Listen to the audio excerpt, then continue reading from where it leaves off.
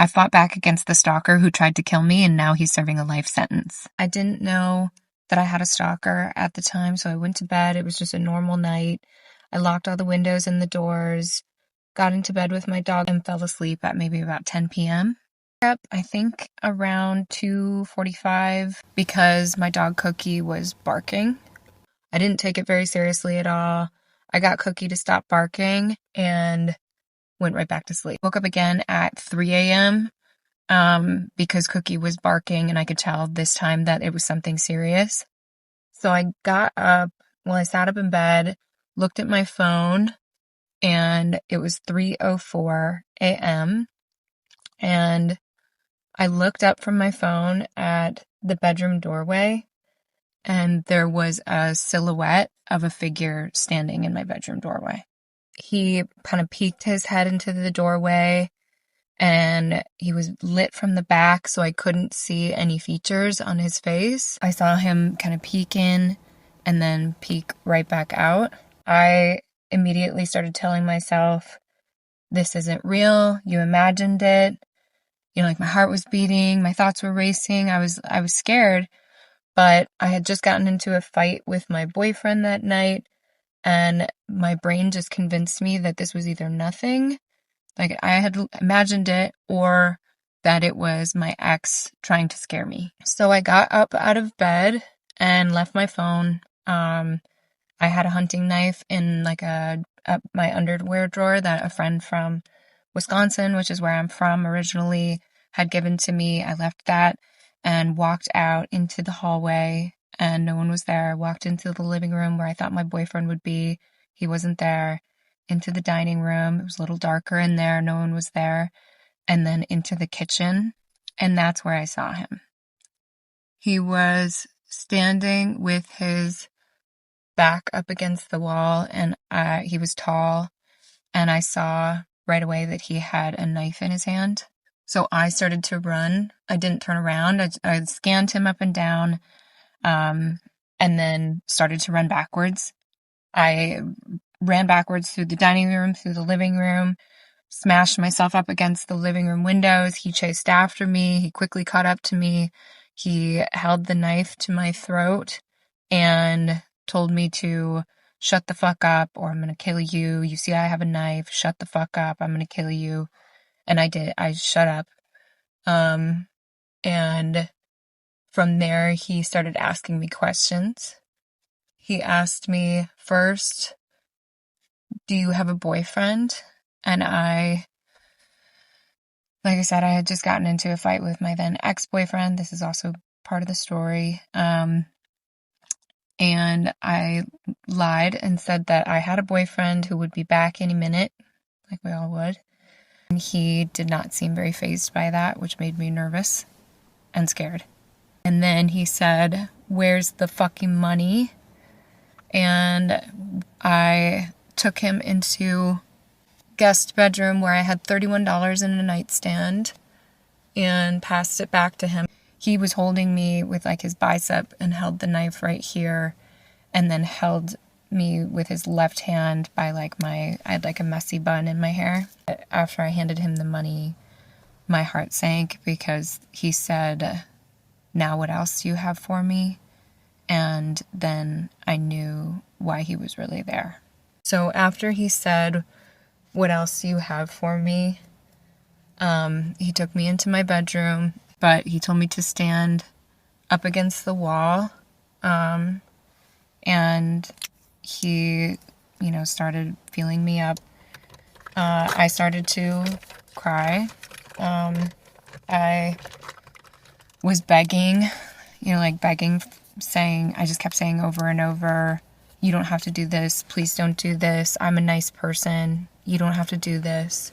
And all I felt still at this point was terror, fear. Who is this man? What does he want? I'd never seen him before. And, am I gonna survive this? So then, fuck. It actually left a little mark on my face. Dang it. So then he told me to go lay on my bed After I laid on the bed, damn it.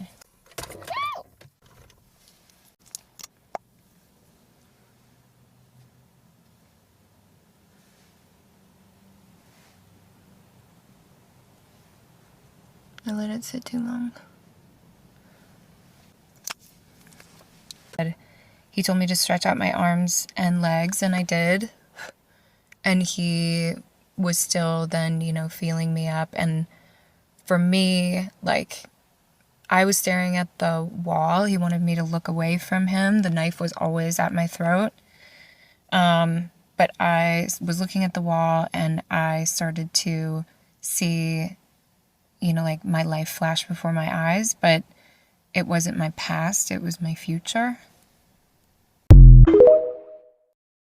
My brain was like sending me these images of me having a daughter. I don't have any children. Dancing at her wedding.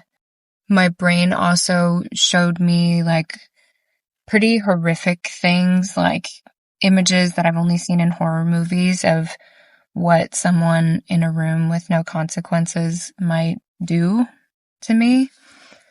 And that, which was a pretty potent combination.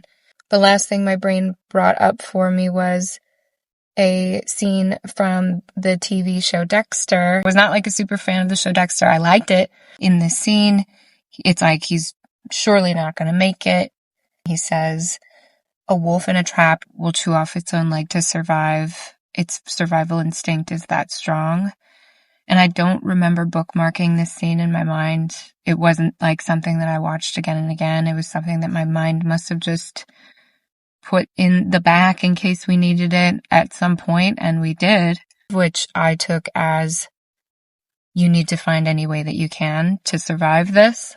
My feeling was pretty strong, and I don't know if that's just intuition or fear, but my feeling was that he was not there with the intention to let me go.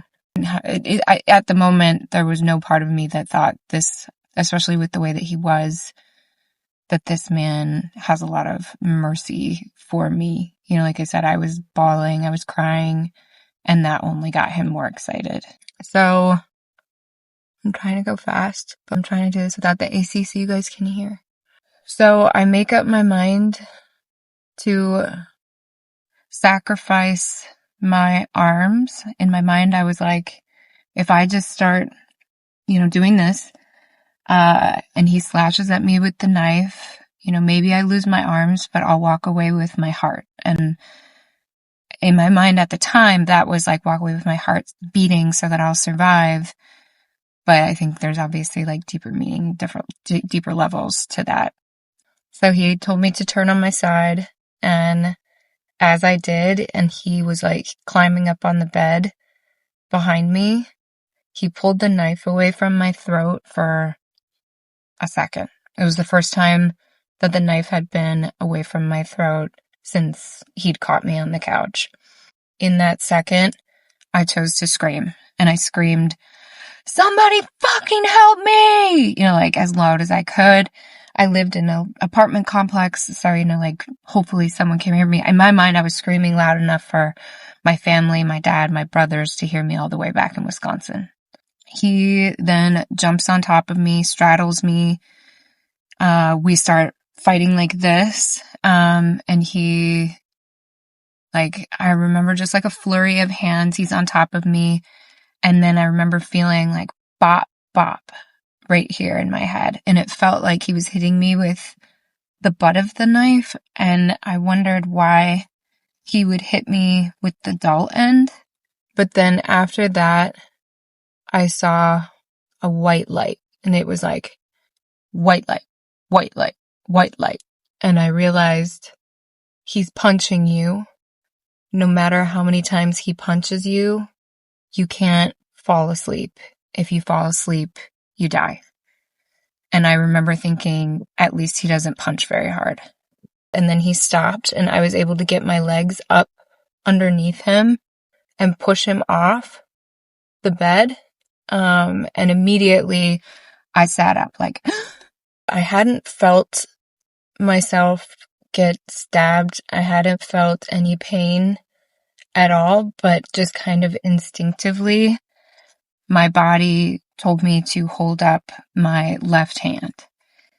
And I held up my left hand and saw that my ring finger and my pinky finger had been partially severed. So then, I thought I had lip gloss in here. Yes, I do.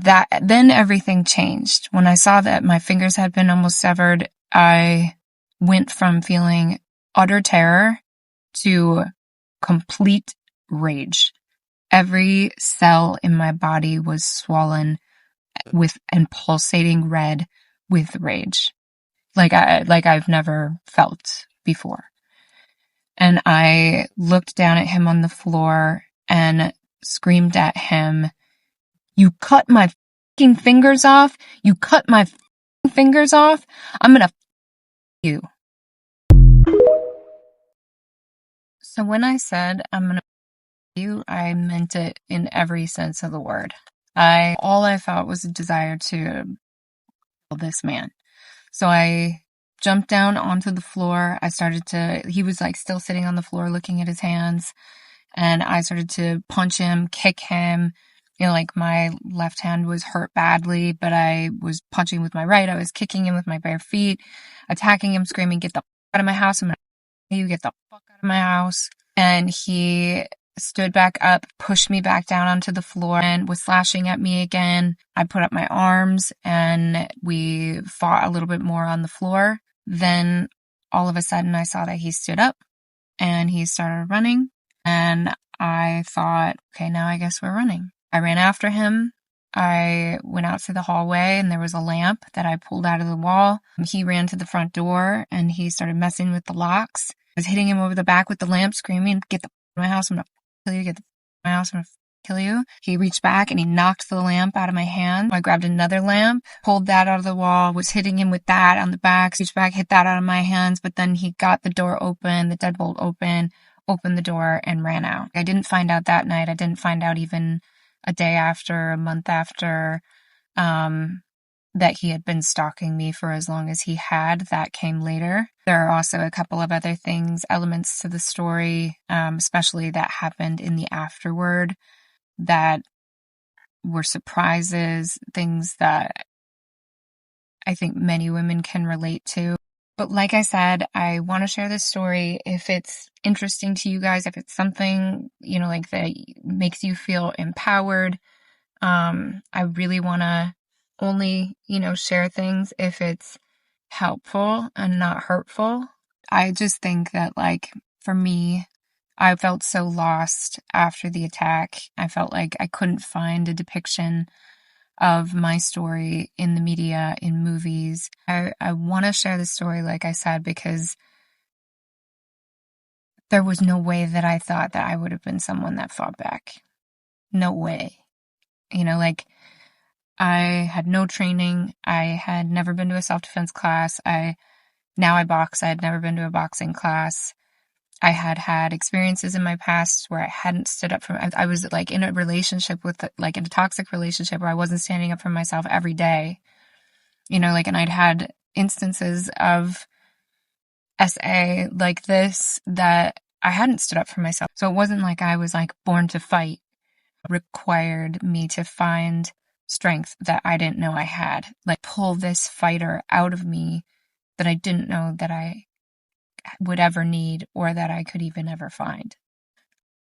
If you guys are interested in hearing more about this story, let me know for sure in the comments. I'm an open book. Also, if you have questions, I'm happy to answer them.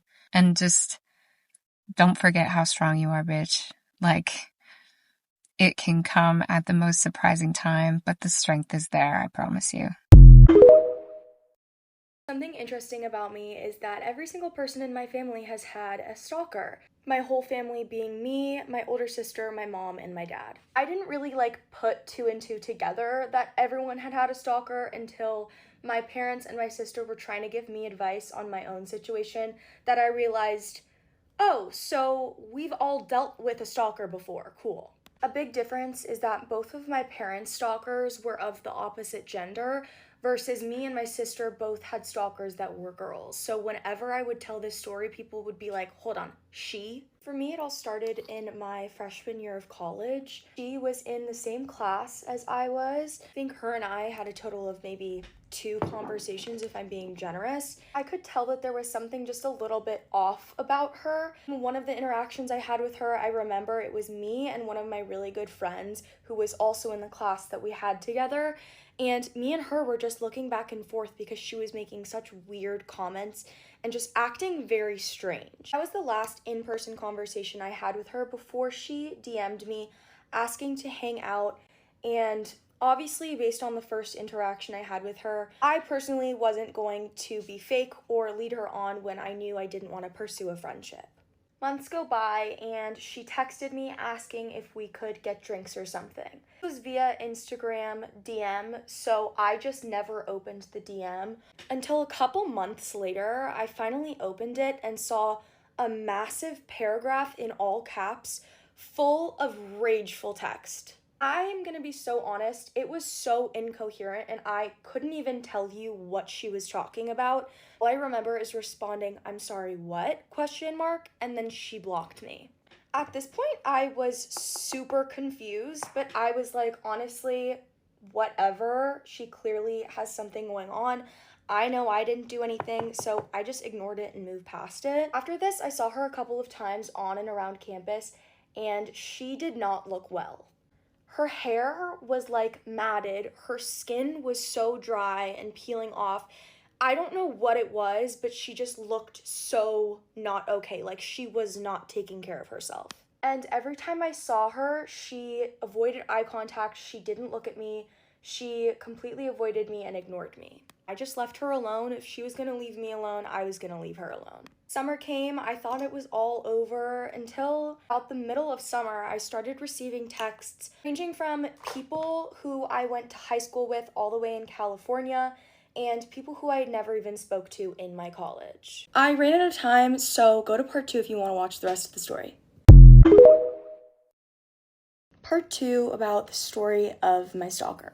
At one point, I started to get anywhere from like 5 to 10 per day of people just sending me screenshots that this girl had DM'd them or Snapchatted them or whatever.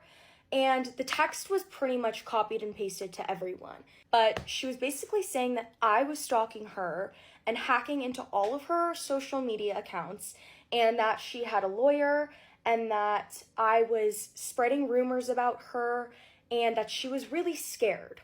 At this point, I felt it was necessary to reach out to the police at my school, which I did, and when I gave them a call, I explained the situation, and they said, yeah, so we've actually heard from her as well. When I tell you my jaw dropped to the floor, and I said, I'm sorry, she's reached out to you? I'm gonna give this girl the benefit of the doubt. I definitely think she was going through something, and I definitely think that she had some mental issues. Part of me is like, maybe she honestly did think I was stalking her.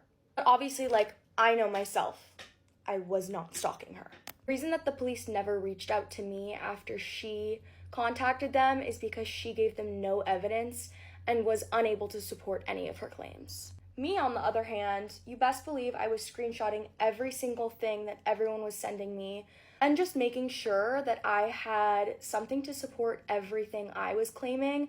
And so after that, they could kind of tell that I was in the right and she was going through something. I was able to get a no contact order, but unfortunately that didn't stop her. She continued to reach out to people, as well as she started posting publicly on her social media pages for everyone to see. And so I had to contact a department at my school in which we had a hearing, and we both gave testimonies, and I think that's the right word, testimonies. We both spoke about our experiences and had to present evidence. The result of this hearing, I was only able to get back my verdict, but I had no idea what they decided as a verdict for her, if that makes sense. I was found not guilty of everything she was accusing me from, but I have no idea if they found her guilty of whatever I was accusing her from. They didn't tell me that. However, after this hearing, I was super happy because I thought it had all been resolved. But unfortunately, it did not stop. She continued posting and texting people. Every single time someone sent me a new screenshot of something that she had posted, I would send it straight over to my school and to the police. I remained silent. I didn't talk back. I just said thank you to the people who were sending me the screenshots, but I never posted anything about her. I never contacted her. I never tried to see her. At a certain point, I was like, nothing is being done, until one day it literally just randomly stopped. I don't know why, I don't know how, but it just stopped. I don't think that she still attends the school. I think she left. I hope she's getting mental help. Even if she still is at the school, I don't care. Peace is peace. So I'm happy.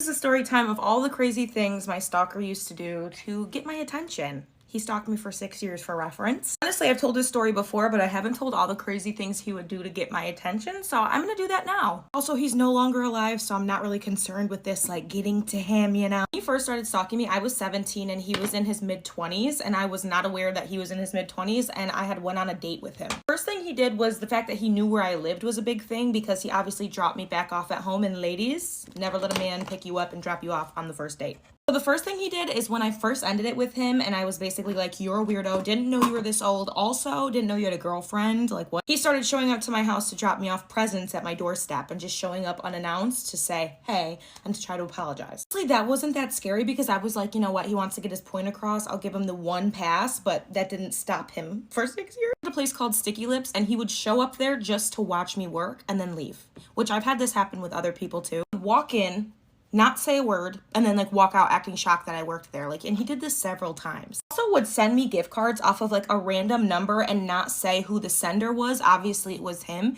And then when he would make his fake accounts with the Bart Simpson pictures, he'd say, I hope you enjoyed your shopping at blah, blah, blah. Not only did I know that the accounts with the Bart face were him because they were Bart and he had a weird obsession with Bart Simpson, he also would basically incriminate himself and be like, hope you enjoyed shopping at Marshall's. I actually don't think he ever sent a Marshall's one, but that was just an example. Always would say in my messages that my boyfriend looked like Steve Harvey, so he would also just post pictures of Steve Harvey all the time, and then he would message me and just be like, hey, and then I would look at the account to see like, is this my stalker? And it would be, and there would be a bunch of pictures of Steve Harvey on his account. Like, thank you for that. And you guys are so frustrating with the, why didn't you make your account private? Why didn't you just block him? I did block him. He made several fake accounts, and I'm a makeup artist, so my account has to be public because I have to get clientele. The most shocking thing he did, which is kind of shocking to say this is the most shocking, but when I turned 21, I honestly thought it had stopped. Like, me and my best friend at the time, we went to the bars to celebrate like my 21st birthday, which actually ended up being like a few months later because of COVID shutdown. Basically, I posted a picture of us at this bar, but I didn't say where we were. I just kind of posted like a drink and then my friend, and then literally 10 minutes later, he messaged me off a fake account and said, I see you.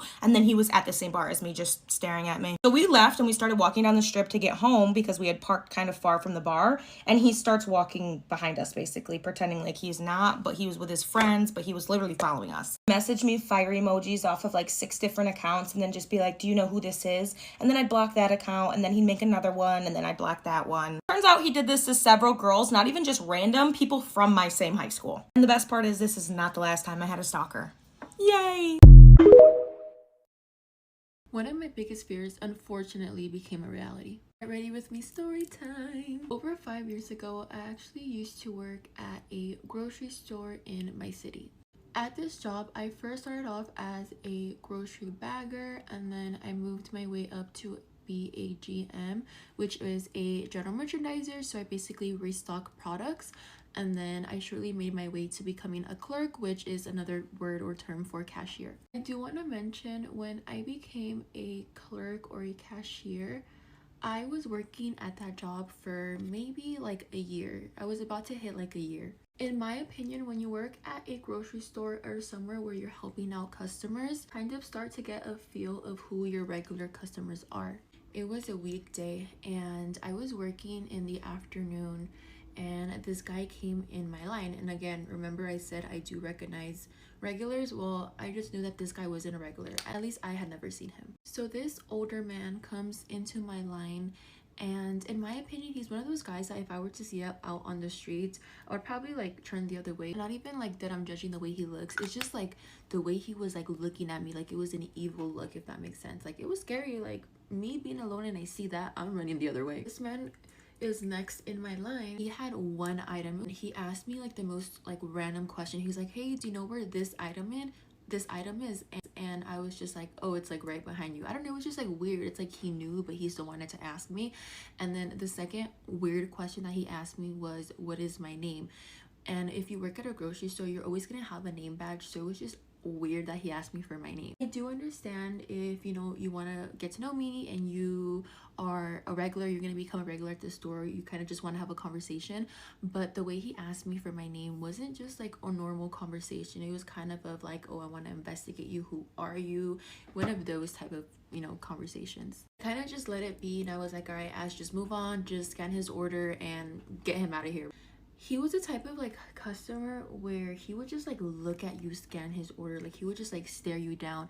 And personally, when I go to a grocery store, I don't even like look at the cashier. If I do, I'll like glance at her, but nothing where I'm like staring at her, you know, like creeping her out. Anyway, so that guy leaves, and then later on in the night, I think I was working like a 12 to 9, and I remember this guy came around like 9 o'clock, almost time for like me to clock out. And one of the girls comes up to me and says, hey, like there's this guy, he's looking for you. And I was like, who? Like, do I know who he is? And she was like, I'm not sure, but like he was describing somebody and the only person that fits the description is you.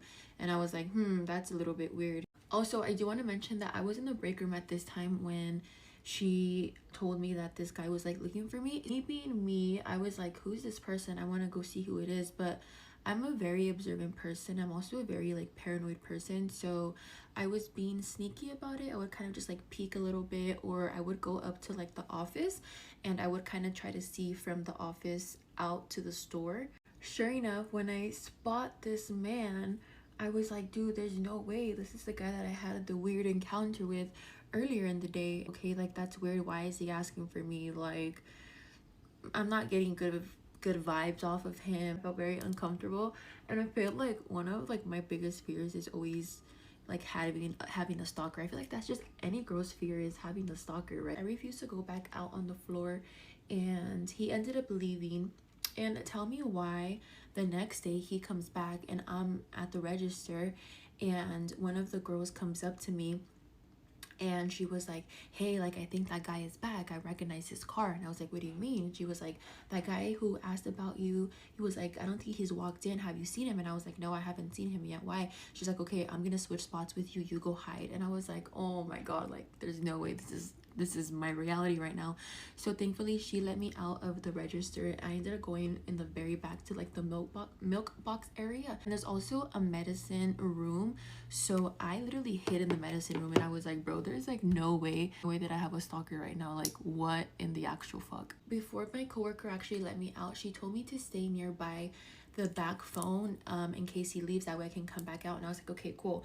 So I remember she ended up calling the phone, and I answered, and she was like, hey, like this guy's looking for you again. And I was like, are you serious? And she was like, yeah, like he's looking for you, and I don't feel like he's looking for you for a good reason. It's like, because it's been an hour and he's still in the store and he still hasn't bought anything. She was like, usually if you're gonna be in the store for this long, you at least have a cart full of groceries. I'm gonna probably have to wait until after closing for this like man to leave, or until I'm able to leave. So to keep my mind busy, I ended up leaving the medicine room and I went to the milk box, which honestly is still in the back, but when it's in this corner and the milk box is on the other side. And so I just started filling up milk because I was like, oh, I'm gonna be back here, let me at least help the closer out. I'm filling the milk up, and I just see like a hand right there like grabbing milk, or faking that he's gonna grab a milk. And I was like, bro, there's no way this is my stalker. And so I look, and sure enough, it was him. And I was like, oh, hell no. So I literally left the milk box area and I went back to the medicine cabinet, or the medicine room, and I just stood there. I was literally hiding in between boxes.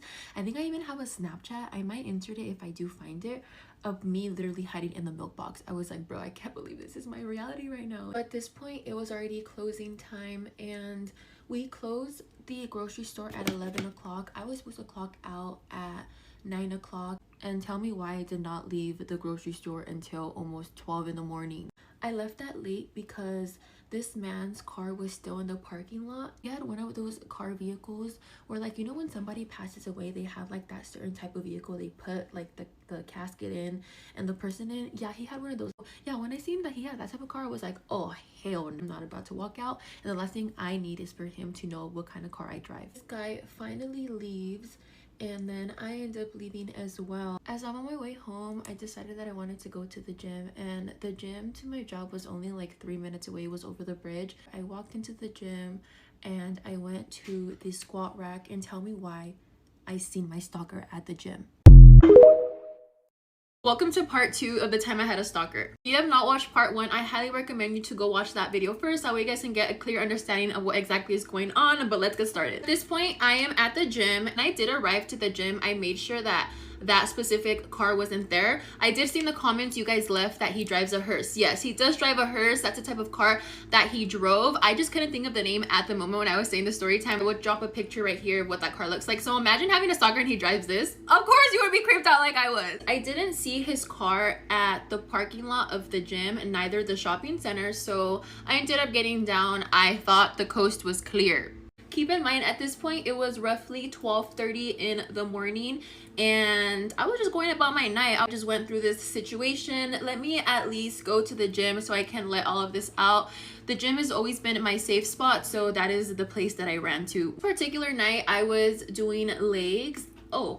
I make my way to the squat rack, and then after the squat rack I ended up going to like the back extensions, and the back extensions at this gym was in this corner, whereas the squat rack was on this side, so I kind of made my way to the other side. I was about to do the back extensions. I freaking see my stalker, and him and I made eye contact, and I was like, dude, there's absolutely no way that this man is at the gym. First of all, I've never even seen him at the gym. I usually go at different times, so I just knew that if this guy was a regular at the gym, then I would have recognized him already. And because I knew that he was already stalking me and constantly asking for me, I just knew that he wasn't at the gym to work out. I need to stop working out and I need to make a plan. I ended up leaving the back extension machine thingy, and then I ended up grabbing some dumbbells. I'm gonna go to the mirror and see what his next move is. I also wasn't doing full sets. I was doing squats. After I was done with that, I noticed that he ended up grabbing the 5-pound weights, and he ended up going to like a section nearby me but still a little bit distant. Let me do one more set and then I'm going to leave. So I did one more set of those squats, and then I remember I ended up leaving to the Stairmaster. And tell me why. He only did literally like one set, and then he ended up putting his 5-pound weights away, and then he was done. Why is it that whenever I'm done with my reps, he's suddenly done too, and he just started? Like, okay, I'm putting 2 and 2 together that he's actually here for me. I also feel like what gave it away was the fact that him and I made eye contact more than 3 times at the gym. And usually I don't make eye contact with anybody at the gym. Everyone just kind of minds their business. So the fact that this man just kept staring at me and was finishing reps whenever I was finishing reps, like, dude, if I were to start a set and I would be done with it, suddenly he would be done with it too, and he had just started. Like, it just made absolutely no sense. So like I said, I ended up going to the Stairmaster. I'm at least going to be here for maybe like 2 minutes, and let's see what his next move is. So sure enough, this man goes to the little bicycle, and I was like, are you serious? Like, this man just started this other new set, and now he put his stuff down because he didn't want to lose me, and he went to the bicycle, which is literally like nearby the Stairmaster. So the Stairmaster is right here, and then maybe I would say the bicycle like machine is like 10 feet away. So he was still nearby me. Basically told myself, I was like, okay, I'm gonna stay on this machine for at least 5 extra minutes and let's see what he does. He ended up leaving. I honestly lost track that I had a stalker. I was just so in tune with my workout because of everything that was going on. I just kind of wanted to zone everything out, which is my fault, but also too, it's just like, damn, I don't want to let this man control my life. So I stopped paying attention to him, and of course, because I didn't pay attention to him anymore, I lost him. I don't see him anymore. Maybe he left. Let me go to the restroom. And so after I was done, I went to the restroom. Before I go to the restroom, I'm gonna have my phone out and I'm gonna be recording. So I'm gonna walk and have my phone out like this. If he's actually in the restroom, my recording will dictate and determine if he was actually there for me. I'm going to the restroom, not knowing that he's there, but I'm just assuming at this point that he's at the restroom because he obviously was nowhere to be found in this building. And so I'm walking to the restroom, and I swear to you, he's walking out of the restroom and I'm walking inside of like the little lobby, and I was like, oh my god, like please. Continue walking into the girls restroom / locker room, but this time when I spotted him, I made sure that I was looking down. So especially because I knew that I was recording, so whatever I didn't see, my phone was going to capture. Tell me why I go into the restroom, I replay the video, and this man is walking out and just staring at me. Like, he made eye contact with my phone camera. I'm gonna try to enter the clip if I do have the video, but it was so scary. I was like, okay, at this point, it just confirmed to me that he is here for me, because this man was like just staring at my camera for like 10 plus seconds until I'm walking in and he's walking out. And again, if I'm going to the gym and I make eye contact with someone, I'm gonna just make eye contact with someone and then I'm gonna look away. I'm not gonna just stare at them. At this point, I'm paranoid as hell. And I feel like the craziest part and the most scariest part to me was the fact that I didn't see his car. So where the heck did he park? Come to find out, he ended up parking like on the side, like on the corner. Like, there wasn't even a parking spot over there, but he ended up parking over there. So obviously I wasn't gonna see his car. I ended up staying in the restroom for 20 minutes, and then I finally walked out because I was like, dude, I have to go home. Like, there's no way I'm gonna stay the whole night at the gym.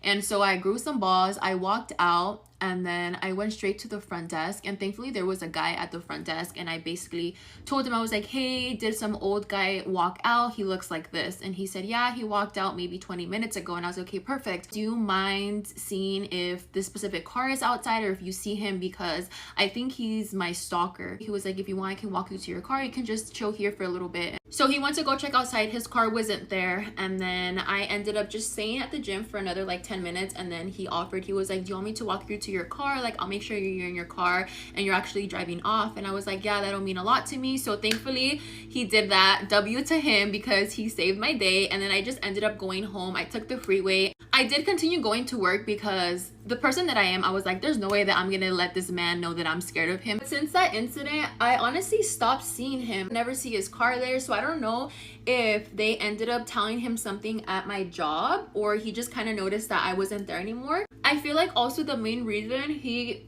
kind of assumed that I stopped working there was because they ended up switching me to a morning shift. So I really wasn't there in the afternoon. There was one time where I was working in the morning, I seen his car at the parking lot, and if I see his car there, for the most part, like, a lot of my coworkers already knew, my managers already knew. So whenever they would see his car, they would just tell me, Ash, go to the back. So again, if he were to walk in, he would never see me. After, I just ended up quitting because I got a better job opportunity. So I really haven't seen him. I did see a comment, people were asking me if I worked at Stater Brothers. Yes, it was the Stater Brothers. Now that specific Stater Brothers is closed, I honestly never seen this man ever again. One, I'm never really around that side of town anymore, and two, I remember when I quit, I still went to shop at that Stater Brothers, and a lot of my coworkers were telling me that he just never came anymore. So I feel like he kind of just left, and I don't know what he did or where he's at, or if he's still alive, but I'm glad that I don't have him as my stalker. I did see a question when someone said, why didn't you report it to security or to the police? I feel like nowadays you have to just have so much evidence for a police. Like, I did tell the police, and he was like, oh, that's just not enough evidence. Police nowadays just take action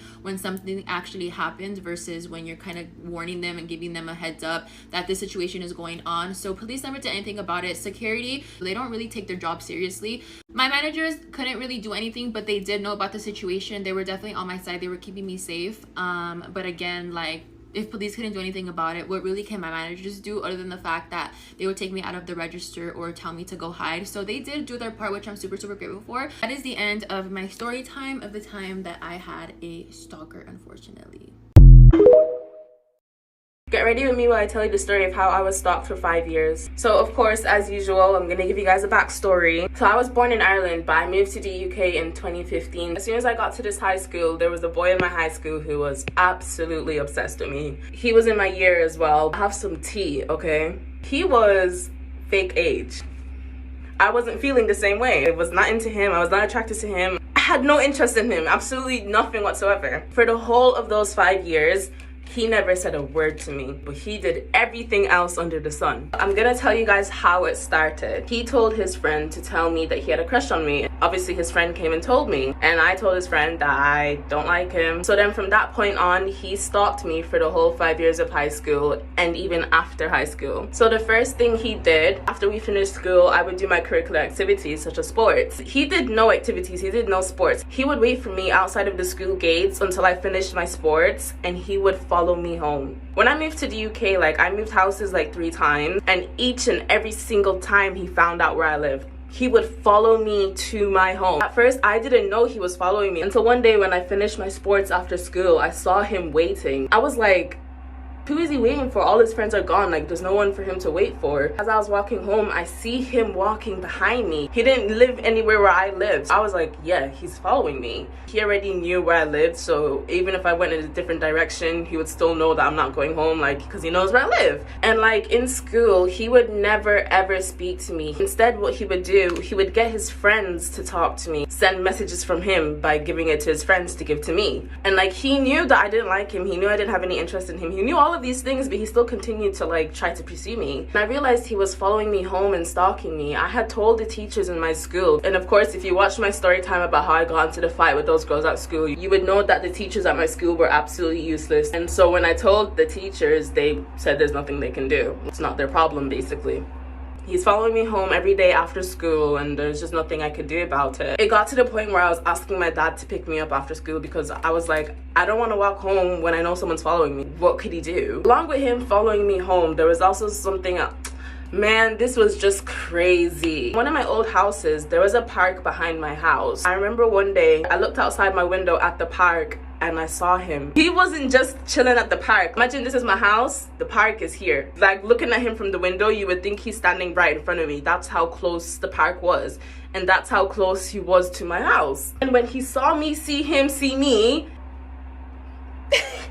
I've never seen no one behave like this before. He started doing flips.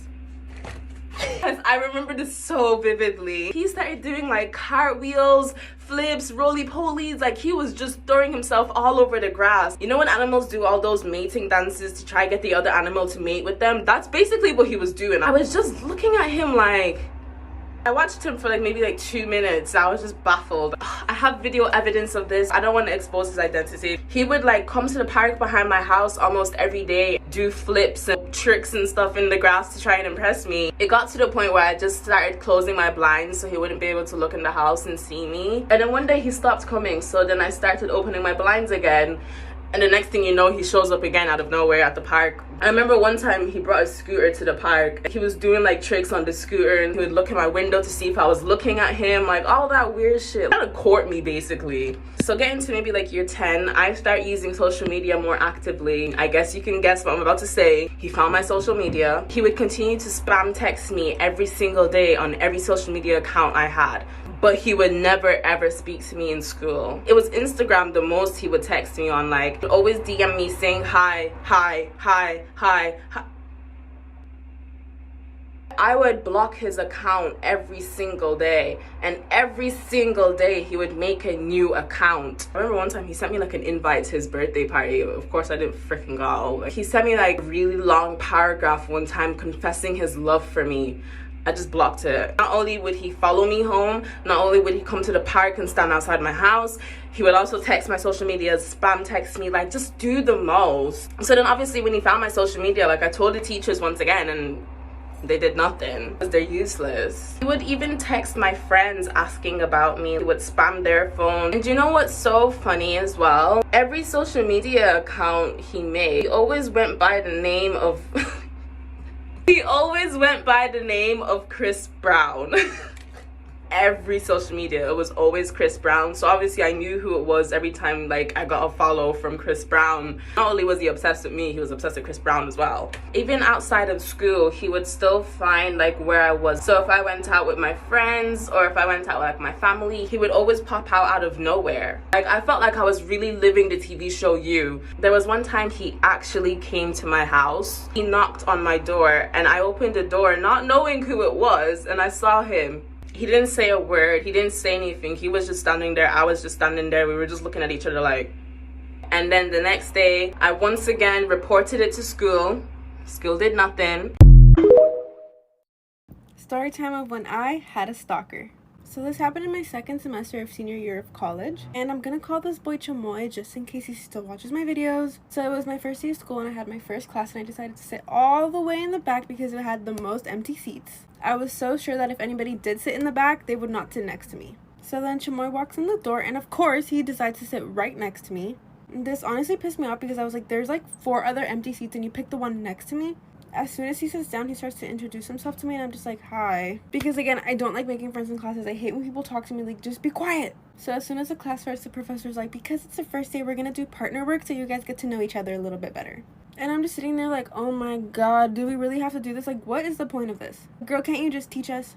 So the only person sitting next to me is Chamoy, and I'm forced to be his partner. So as we're doing the partner work, he starts to compliment me. He says that I'm so pretty, that he likes what I'm wearing. Hopefully class was ending, but as I'm making my way out the door, Chamoy stops me and he's like, wait, can I get your number? And I just look at him and I'm like, no, and then I walk away. So that whole first week of class, I only saw him on Tuesdays and Thursdays because that's when the classes were held. So anytime I would have class with him and he would try to talk to me, I would either ignore him or I would give him like the most annoyed and driest replies, hoping that he would get the hint. So now it's the second week of the semester, and this is where things get weird. So it's Monday and I'm so happy because I have no classes with Chamoy this day. Guess what happened? So of course my professor goes, we have a new student, and guess who it is? Chamoy. And this happened for every single class that I had. And at this point, I am so sussed out. Like, how did I go from having 1 class with Chamoy to 6 classes with him? And of course, he either made sure that he sat right next to me or as closely as he could to me. So now I'm seeing Chamoy literally all day, every day. And it seems like the only place I can go to get away from him is my dorm room. Or so I thought. So one day, I'm just chilling in my room, and my roommates are in the living room. And we hear a knock on the door, but I don't think much of it because nobody ever knocks on the door for me. So all of a sudden, I hear my roommates just yelling my name. They're like, Jackie, Jackie, come out here. And I'm like, that's weird. They've never done this. So I go to the living room, and my roommates are like, oh my god, Jackie, oh my god, somebody just slid a note under the door for you. The note is from Chamoy. So my roommates are all around me, and they're like, oh my god, Jackie, your boy likes you, woo! While I'm over here looking at it like, he knows where I live? I think I have a picture of the note that he left, so I'm gonna find it, and I'm gonna put it right here. So I'm done with my makeup, but if you guys want, I'll make a part 2 of the story. Trust me, it gets weirder and weirder and weirder.